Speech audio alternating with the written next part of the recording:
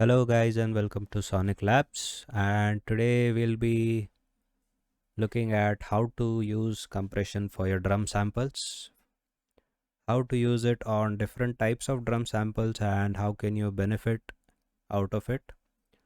And I'll also explain different types of settings that you may use on different types of drums to get the best results out of compression for your drum samples. So let us begin. So here we have a really simple beat and this is how it sounds.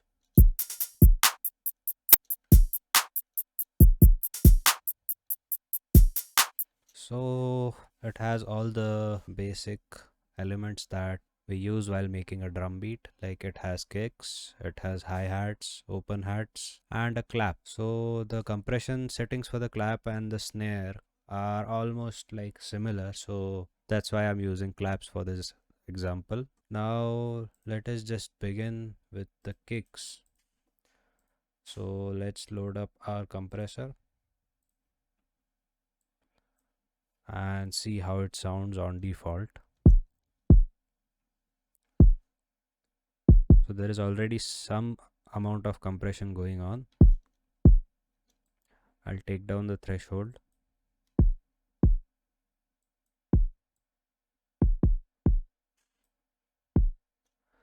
Now to preserve the transient of the kick, what you can do is you can put the attack at 0 milliseconds. So the compression will start really abruptly and it will affect the entire sample and you won't lose your transient. And what happens if you keep the attack above 0 is that the compression will take some time before beginning, so the transient won't be affected by the compression. That's why we need to keep the attack on 0, and release depends on your sample, like what kind of kick you have.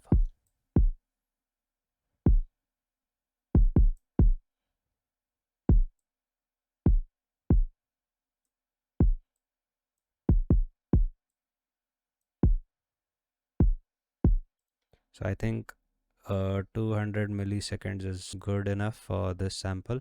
Now let's just see what ratio suits the kick.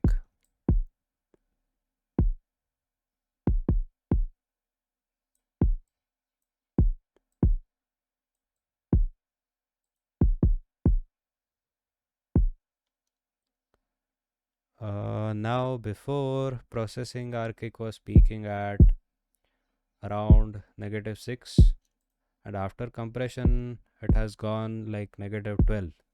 So to get back our volume of the kick, we'll just increase the gain.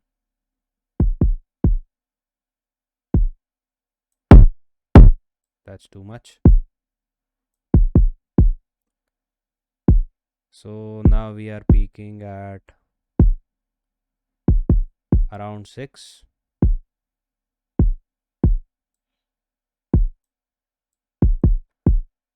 So this is before and this is after. So what compression does for your kicks is that it enhances your transients of the kick so it can hit harder, it can cut through the mix, it can be listened more clearly, and it also enhances the body of the kick so it becomes more louder. Now next we will do the compression for the claps.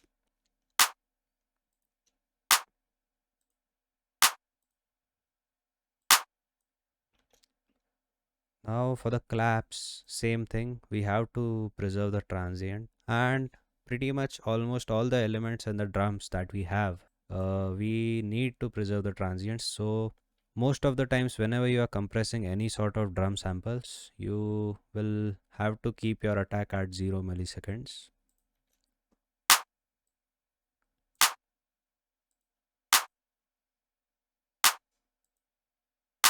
Now our clap is peaking at around like 14 or 13 decibels. So our threshold can be like till 30, -30.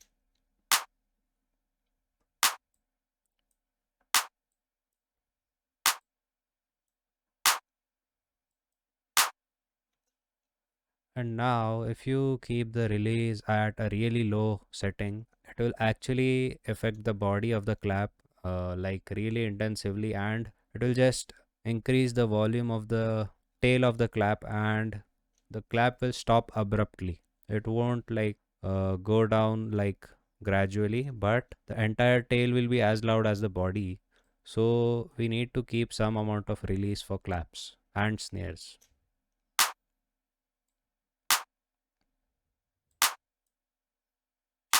So now our tail is reducing in volume gradually, and now you can see it is almost as loud as the body of the clap. So it depends on your choice what you want to do with it. I will just keep some amount of release, and I think the ratio is fine. So let's just get back the volume.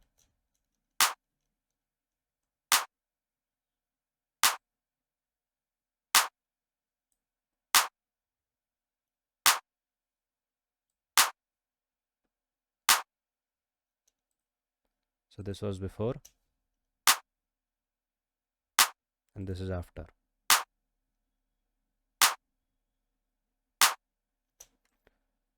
Now let's just see how it works on some open hats.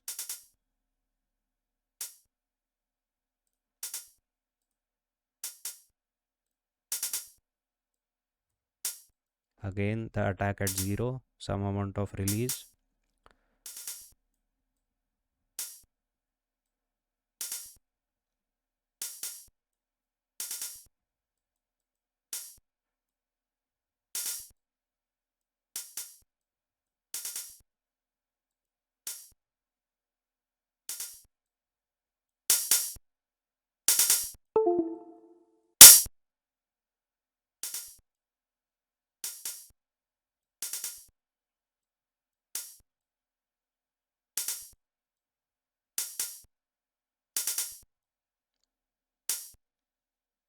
So this is before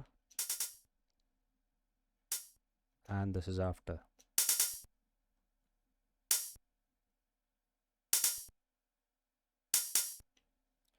And at last we have our hi-hats, and I think they really lack that transient. So let's just put the attack on 0. Our threshold would be really low because they are really quiet.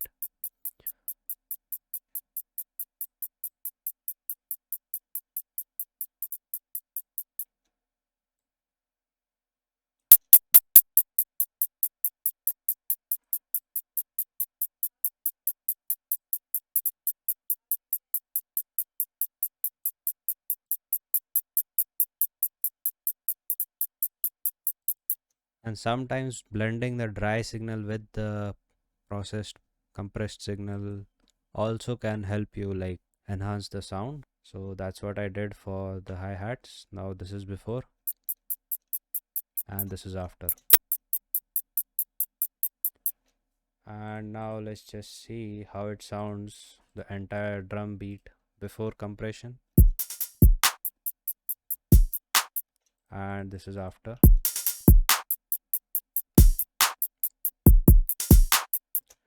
So basically what compression will do for your drums is it will enhance the body of the entire sample, and it can also enhance the transients of your sample, and sometimes you just want the sample to be more uniform in terms of dynamics. So what you can do is you can compress the entire drum bus. So let's just see how that works.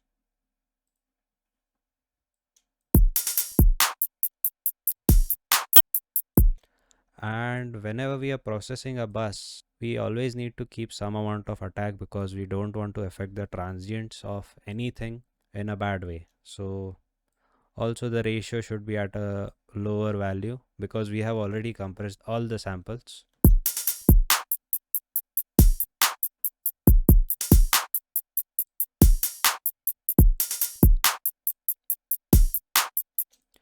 And this will now make all the drums uniform in terms of dynamics which is volume of each element. So this is before compression and this is after. So whenever you perform compression on any sort of drum bass, try not to be too extreme with it. Just be really subtle, and that will just help you, and you'll understand the importance of that when you will be mixing it with the rest of the track. So you can compress each element individually, and you can compress your master, the drum master. And what I suggest is, it is not always necessary to compress each and every drum sample that you have in your project. uh, the solution for that can be using the perfect type of sample. Like, using good samples can just save a lot of time and the work that goes behind putting all this compression in this. And I intentionally found samples which were not good enough, so I could enhance them using compression for the sake of this video. So yeah, it is not always necessary to compress each and every sample that you have. So that is it for this video. Please like the video if you liked it, and consider subscribing to our channel for more such content in future. And I'll see you in the next.